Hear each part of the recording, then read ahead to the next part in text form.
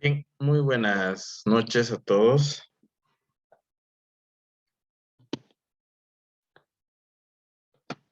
¿Se puede oír bien? Buenas noches, sí, Jessy, se le escucha. Ok. Bueno, todavía faltamos algunas personas para el tema de continuar con la clase. Bueno, esperaremos hasta el 5, 2 minutitos más, chicos, y ya arrancamos un poco ya con el avance y todo. Mientras tanto, estamos ganando tiempo un poco, envíen sus nombres, todo para que se quede como registro de asistencia y ya vamos iniciando.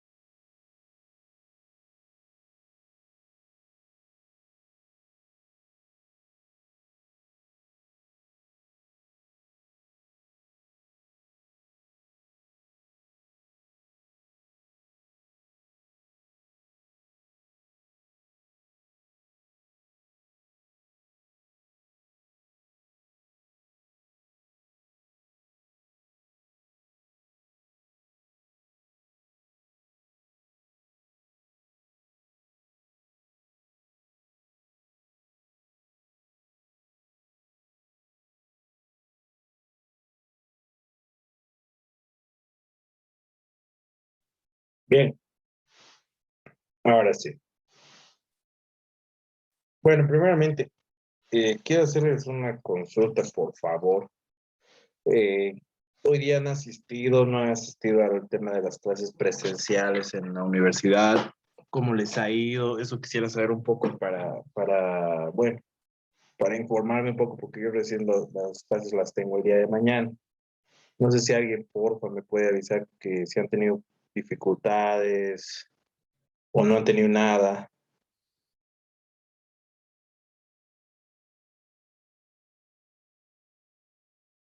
O todavía no han tenido ninguna clase presencial o no han asistido directamente, eso, por favor. Buenas noches, Inge. Recién también mañana va a ser de nosotros. Uy, complicadísimo, entonces. Bueno, por suerte nuestra materia en sí no tiene un poco esa dificultad, ¿no? Como han podido ver en el horario, tenemos lunes y miércoles que está haciendo, digamos, de manera virtual, ¿no?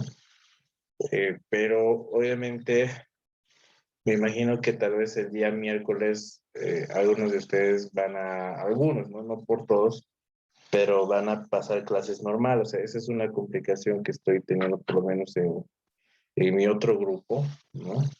Eh, que sucede, digamos, que han ido a clase presencial, pero, digamos, y luego el siguiente periodo tienen virtual, ¿no? Y luego tienen presencial, entonces estamos acomodando un poco.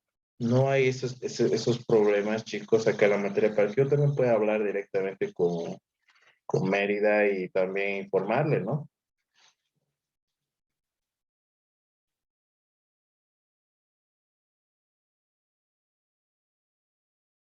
Ok, creo que no tenemos entonces ese tipo de inconvenientes en ninguno. Pero si hay, por favor, contáctense al interno conmigo para que le busquemos eh, una solución, ¿no? Al del tema de no asistir. No se olviden que no es obligatorio el tema de la asistencia a las clases presenciales, ¿ya? Y fuera de eso, y ella también se hizo una consulta, pero también es una reunión. No, tampoco se les está exigiendo el carnet de vacunación, o sea, no se les está exigiendo ni el carnet, ni tampoco es obligatorio. Así que bueno, si alguien desea pasar las clases presenciales, no hay ningún problema, ¿no? Lo puede hacer. Incluso creo que algunos van a adoptar por esa modalidad porque el tema de la clase grabada eh, se me hace un poco complejo, yo pienso tal vez en algunos casos, ¿no? Porque las clases no se van a dar online como estamos haciendo ahora, ¿no? Las van a grabar y me imagino que las van a subir a la plataforma, pero hay que ver, digamos, cómo la vamos a hacer para que se pueda tener un buen audio, ¿no? Porque se va a grabar dentro de una aula con ruido y todo lo demás. Entonces, bueno, ¿no? A ver.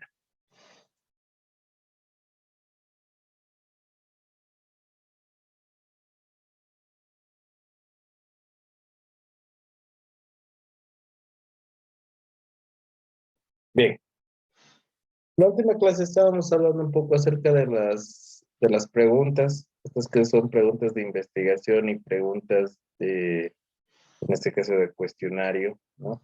Estamos haciendo un ejemplo un poco práctico para poderlas diferenciar y esclarecer cómo se va a trabajar en cada uno de estos puntos, ¿no? Entonces, acá hablábamos un poco de toda investigación trae un objeto de investigación, eso manejábamos, ¿no? Y también decíamos, muchas veces podemos colocar solamente un objeto, ¿no? De un objetivo, un objeto que nosotros queramos investigar. Y no es muchas veces saludable, ¿no? En el sentido de que algunas veces los objetivos no se llegan a lograr. Entonces es recomendable que se tenga un desglose, ¿no? Y que por lo menos los objetivos de investigación sean al menos tres, ¿no? Dentro de esto, hacemos un ejemplo de cómo tiene que hacerse este planteamiento, porque igual ustedes lo van a realizar de esta manera, ¿no? Cuando mencionamos acá, por ejemplo, qué es lo que se tiene aquí, el objetivo de investigación es elaborar un estudio sobre los requerimientos necesarios que tienen las empresas con los nuevos titulados de las universidades, ¿no? En este caso, eso es lo que yo quiero investigar, ¿no? Para una pregunta de investigación se deriva, si quieren, sale de lo que es el objetivo de investigación. Entonces, al salir la pregunta, nosotros tenemos que responder un poco a qué es lo que voy a lograr con ese objetivo, ¿no? Entonces, un planteamiento que podemos tener es cuáles son las necesidades en capacitación de los estudiantes en la universidad para tener un adecuado acceso al mercado laboral. Y si hacíamos este análisis, ¿no? Acerca de cómo yo le puedo plantear a esto unas posibles respuestas, ¿no? Y ahí, bueno, tuvimos participación con algunos de sus compañeros y todo, y vimos que es una parte un poco complicada, ¿no? Sumamente complicada en el sentido de que queramos medirlas, ¿no? O sea, no son tan fáciles de medir. Entonces, ese es uno de los problemas principales que hemos tenido acá, ¿no? Por otro lado, tenemos acá cuáles son las posibilidades de empleo a acceder los profesionales recién egresados en una empresa privada, ¿no? Entonces, bueno, ¿no? Aquí hay un tema de que podemos dar opciones para medir, ¿no? Pero siempre van a ser diferentes, ¿no? Porque una empresa privada no especifica muy bien el rubro. Entonces, ese tipo de ambigüedades muchas veces pueden haber, ¿no? Pero esas ambigüedades se derivan de una pregunta de investigación y no tanto así en una pregunta de cuestionario. Por ejemplo, vamos a seguir haciendo este trabajo y derivamos de la primera pregunta, ¿no? La primera pregunta de investigación teníamos, ¿cuáles son las necesidades en capacitación de los estudiantes de la universidad para tener un adecuado acceso al mercado laboral, ¿no? Ahí estamos hablando cuáles son las necesidades de capacitación de los estudiantes de la universidad para un adecuado acceso al mercado laboral. Esa pregunta de investigación se puede dividir en tres preguntas, ¿no? Una pregunta que puede estar en este caso la número uno, que está midiendo el tema de capacidad, ¿no? La pregunta número dos está hablando acerca de los requerimientos de conocimiento, ¿no? Y el tema de, digamos, acá de la formación adecuada al ámbito laboral, ¿no? En este caso estamos colocando un ejemplo como el ámbito laboral gastronómico, ¿no? Entonces, si se dan cuenta, estas tres preguntas salen de esta pregunta de investigación. No, pues estamos hablando de capacidad, en este caso de capacidad del estudiante. Dentro de la pregunta acá también yo tengo el tema de la capacitación, ¿no? Luego el tema de los requerimientos en cuanto al conocimiento de los egresados, ¿no? Entonces, se relaciona igual con la pregunta y también la pregunta número tres, ¿no? Se relaciona. Entonces, si se dan cuenta, ¿cuál es la diferencia entre una pregunta de investigación y una pregunta de cuestionario? ¿No? Que en la de cuestionario solo se mide una variable. Acá solamente estamos midiendo una variable. ¿Cuál es esa variable? Digamos, acá en la pregunta número uno vemos que la variable es acá la capacidad del estudiante, ¿no? ¿En qué instancia se evidencia la falta de capacidad del estudiante? A esta pregunta yo le puedo colocar ítems para poder dar como respuesta y medirlo, ¿no? Por ejemplo, ¿no? ¿En qué instancia se evidencia la falta de capacidad del estudiante?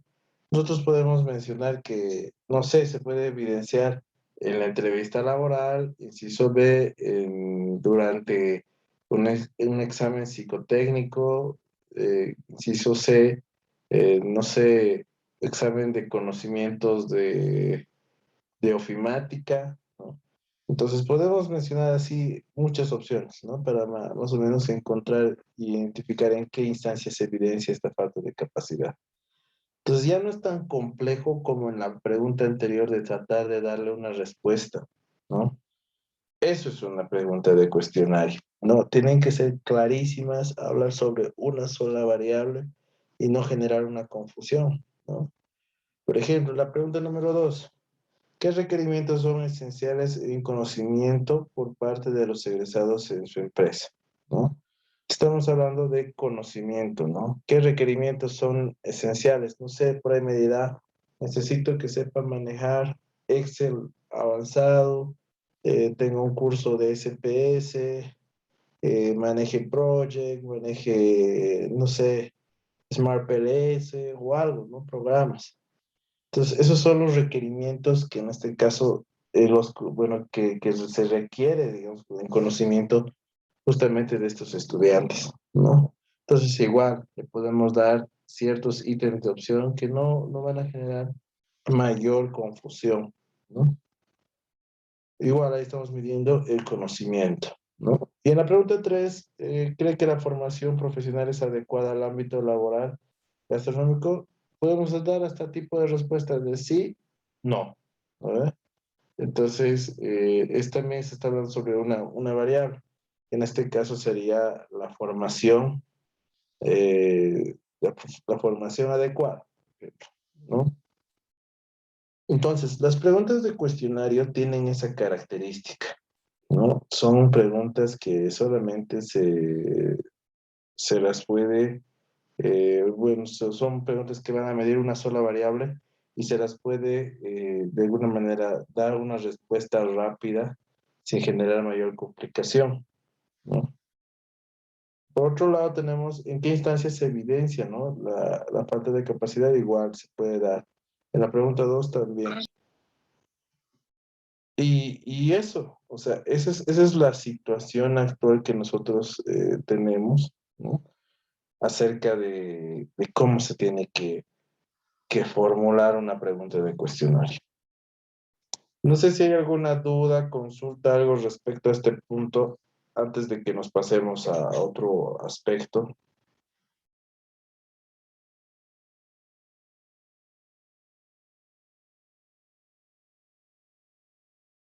Ok. Entonces, cuando vayamos a hacer ya el planteamiento mediante lo que van a hacer la investigación, hoy ya teníamos que hablar un poco acerca de las empresas, pero hemos tenido la pequeña complicación de que, bueno, con esto entenderán de las clases semipresenciales, es absolutamente un problema, ¿no? Tratar de organizar con las demás materias y todo, entonces no ha habido mucho tiempo, digamos, para poder destinarnos a hacer esta preparación.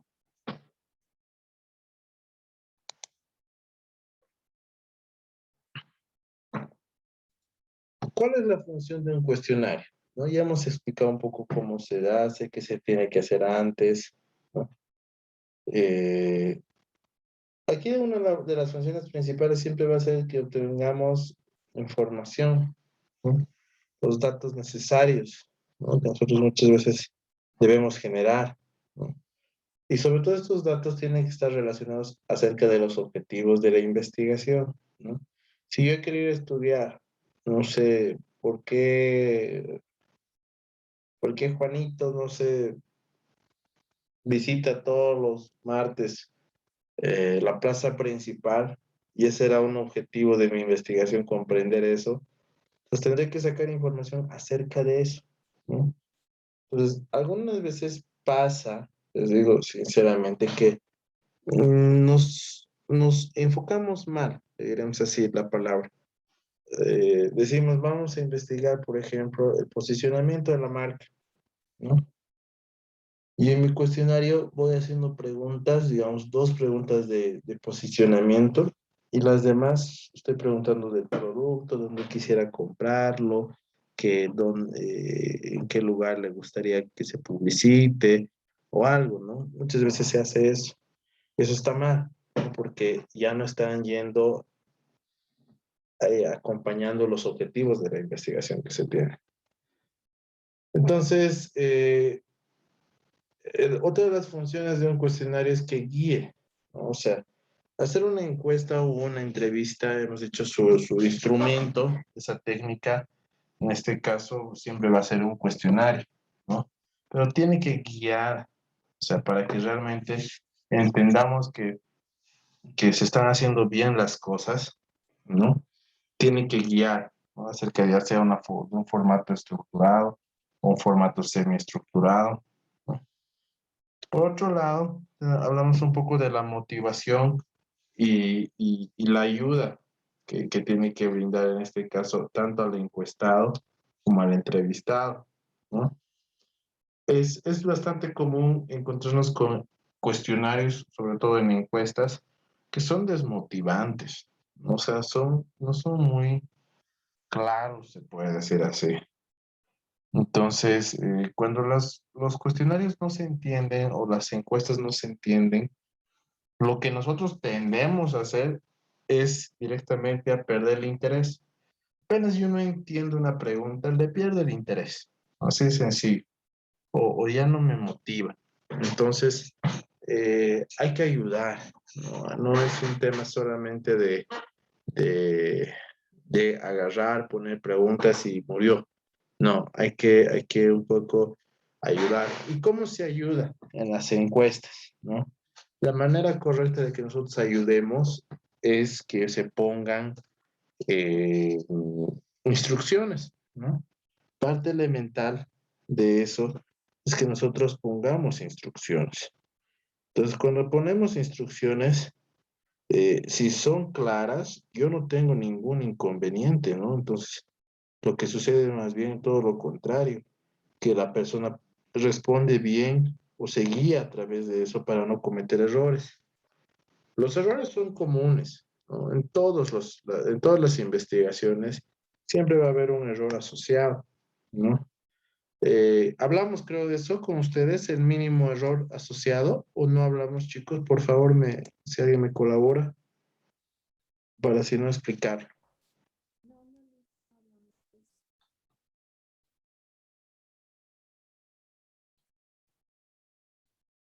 ¿Alguien?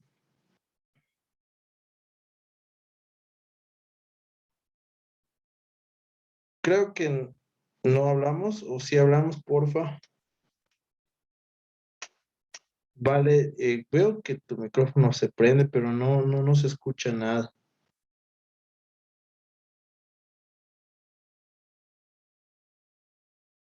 Bueno, en fin, cuando hablamos un poco acerca de un error asociado, toda investigación mm, va a tener un error, ¿no? Y el mínimo aceptable en este caso siempre va a ser el 5%, ¿no? Si quieren, el error estándar, ¿no? Ese es el error estándar que se tiene. Entonces, el error estándar es de 5%. Entonces, de un 100%, un 5%, siempre vas a tener un 5% asociado inicial de poder fallar en la investigación. Y el otro 95% sería el tema de certeza que puede haber de que la investigación se desarrolle en óptimas condiciones. Y ese es un tema, ¿no? O sea, que nosotros tenemos que tomar en cuenta. Y siempre vamos a tener este porcentaje asociado. Entonces, es una manera de cómo tenemos que ayudar, porque siempre va a haber error, ¿no? Como ya explicábamos.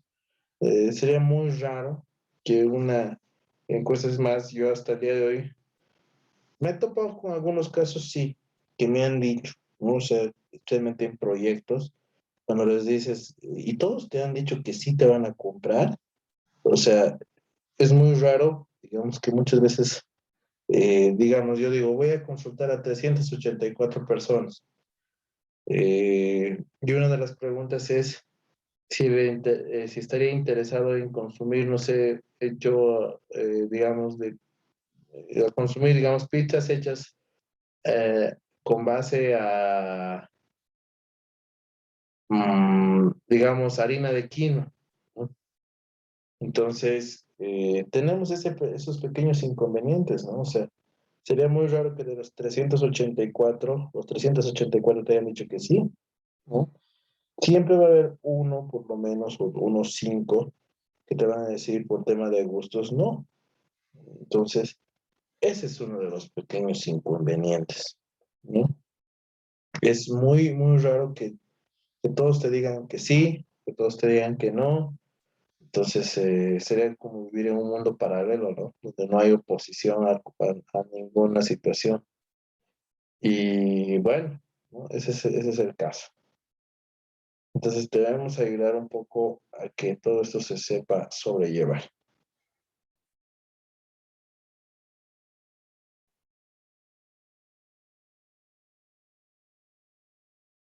Bien. Hablando un poco de esto, parte esencial es el tema del vocabulario que van a aplicar. Ya, no se olvide, cuando tenemos la posibilidad de hacer un lenguaje técnico, ¿no? Con palabras ya un poco más específicas, las tenemos que hacer, ¿no? Pero en algunos momentos la redacción cambia, ¿no?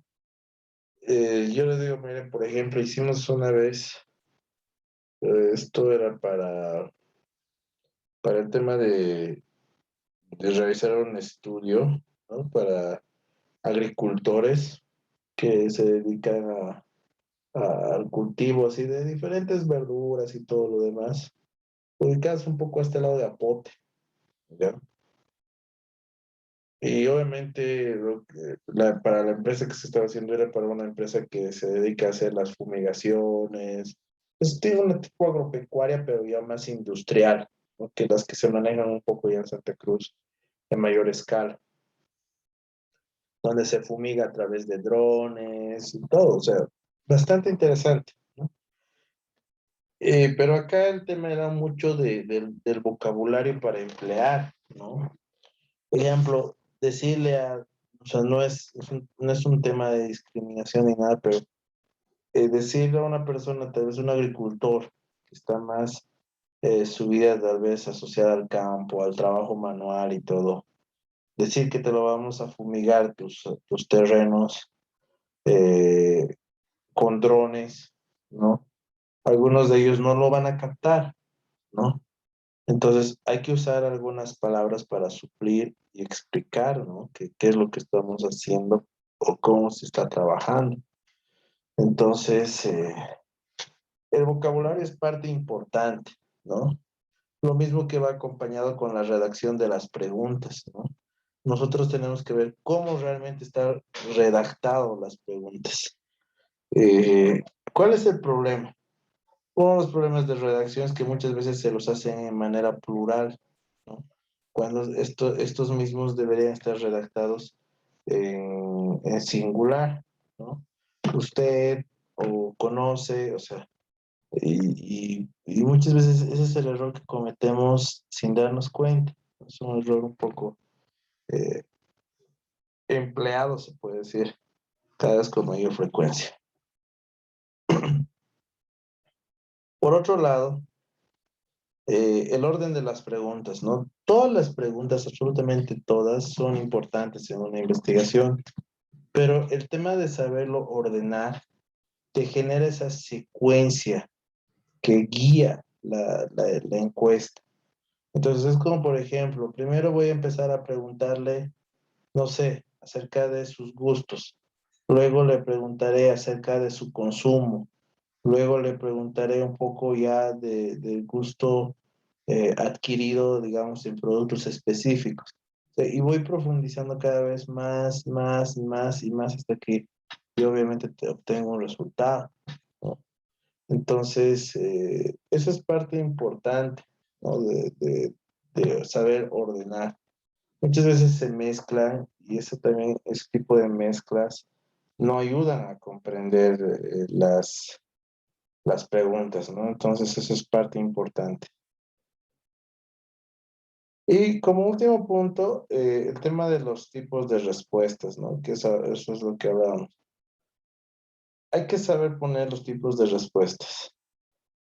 Las respuestas que menos nos van a servir ya van a ser el tema de las respuestas dicotómicas. En este caso serían las preguntas de sí y no, ¿no? Esas son las preguntas menos útiles, ¿no? Se las utiliza muchas veces para responder una condición, ¿no?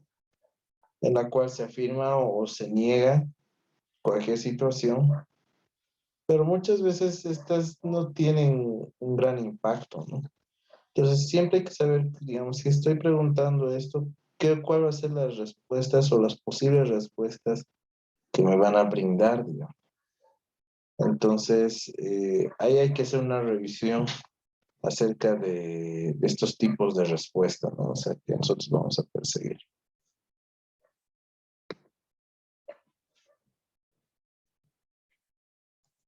¿Cuáles serían las respuestas más acertadas?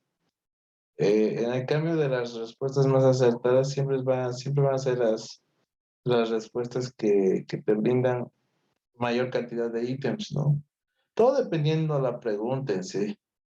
Hay, por ejemplo, si yo quiero calificar o medir algo, puedo utilizar escalas de Likert. Si yo quiero decir, digamos, cuál es el aspecto más resaltante, utilizaré bastantes opciones y con eso ya obviamente reduzco un poco el error, ¿no? Y así. Lo que no deberíamos hacer tal vez es tener muchas combinaciones con respuestas abiertas. ¿A qué me voy? ¿No? A veces yo le puedo preguntar cuál es su marca favorita de gaseosa, ¿no? Coca-Cola, Fanta, Sprite, y etcétera, etcétera, etcétera. Una vez que yo acabe de manejar los datos, de ahí recién, ¿no? De ahí recién eh, yo debo, eh, en este caso, dar la opción de otro, ¿no? Y darle el espacio para que él nos pueda expresar una respuesta. Porque muchas veces se hace esto al revés, ¿no? En este caso lo que se hace es como que, digamos, ¿cuáles son sus marcas favoritas, ¿no? De refrescos. Entonces coloco Coca-Cola, Fanta, Sprite, listo, y abajo otros, ¿no? O sea, no he terminado de completar las posibles respuestas y no estoy guiando bien, ¿no?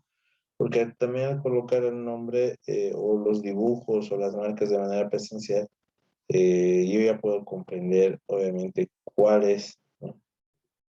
Entonces, ese es un tema, ¿no? No hay que abusar un poco acerca de hacer ese tipo de planteamientos.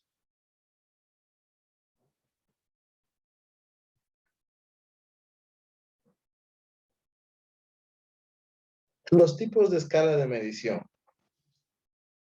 Esto lo han visto un poco en la estadística, ¿no?